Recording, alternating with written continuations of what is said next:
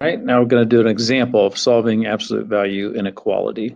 So I've got the absolute value of x minus 4 is less than 8. And we remember from before, if we have the absolute value of x is less than some number b, we know that x has got to be between b and the opposite of b.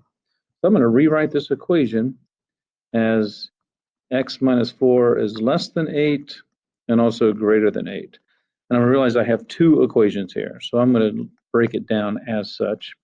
X minus 4 is greater than negative 8, so if I add 4 to both sides, I get negative 4 is less than x.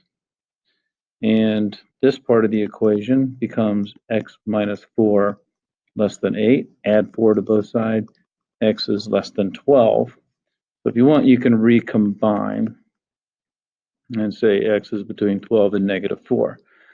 And as interval notation, that is from negative 4 to 12.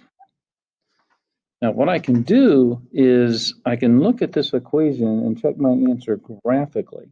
Now, I want to make that as one equation, and I'm just going to make it as y equals x minus 4 and just subtract that 8, absolute value of x minus 4 minus 8. So that's the equation I want to check, and I want to find out where that is actually less than 0.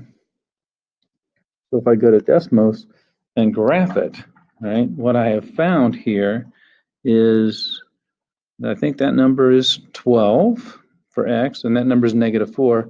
And then what part of the graph it was the output is less than 0 or the y value is less than 0?